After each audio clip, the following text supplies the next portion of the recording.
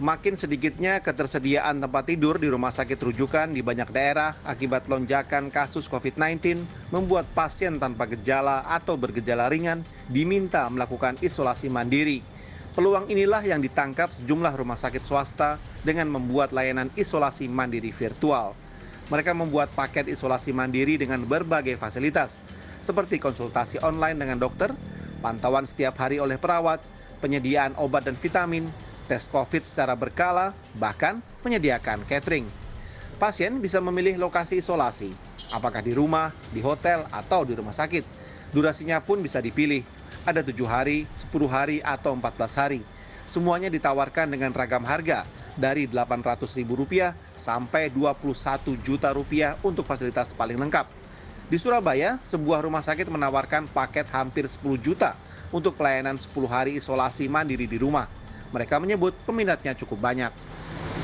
Hari pertama pasien datang ke sini dulu untuk di PCR, lalu diperiksa darahnya, lalu juga diperiksa toraknya. Setelah itu besoknya akan ada telekonsul dengan dokter paru atau penyakit dalam, lalu kita bisa ke rumah untuk memeriksa pasien sekaligus membawakan obatnya. Juga di hari ke-7 kita ke rumah pasien lagi untuk PCR dan ambil darah. Hari ke-14 juga sama dengan hari ke-7. Nah, selama 14 hari ini nanti ada HP yang ready 24 jam. Jadi nanti kalau sudah jadi pasien kita akan dibikinkan grup. Fenomena ini dianggap wajar oleh dosen Ilmu Kesehatan Masyarakat Unair Surabaya, Ilham Aksamu. Ini adalah upaya rumah sakit mencari peluang bisnis untuk mendapatkan keuntungan. Tetapi Ilham mengingatkan, ada batas tentang pedoman etika promosi rumah sakit. Layanan isolasi mandiri virtual harus jujur dan tidak boleh membandingkan antar rumah sakit. Hal yang terpenting adalah tidak boleh memberikan pelayanan yang sebenarnya tidak dibutuhkan oleh pasien. Perlu ada kayak semacam kesepakatan paket pelayanan.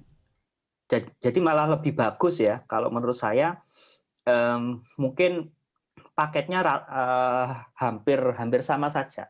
Jadi lebih ke dukungan ya. Kalaupun boleh ada fasilitas yang lain, ya itu nanti ditawarkan. Tapi tidak ada kesan bahwa yang takutnya nih Mas, ada terbentuk kelas-kelas sosial. Yang paling penting ini sebetulnya ada peran Persi juga untuk lebih banyak berkomunikasi ya.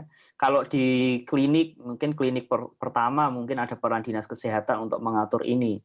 Karena bagaimanapun juga pemerintah juga ikut tertolong ya, terbantu dengan adanya beberapa dukungan dari layanan rumah sakit atau klinik swasta yang menyediakan itu.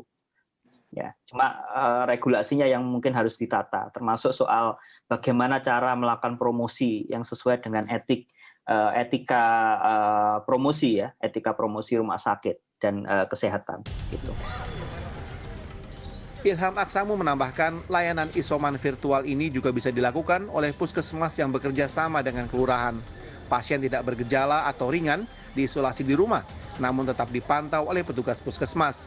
Ini penting agar layanan serupa juga bisa dijangkau oleh pasien COVID-19 berpenghasilan rendah. Rangga Umara, Agadipa, Surabaya.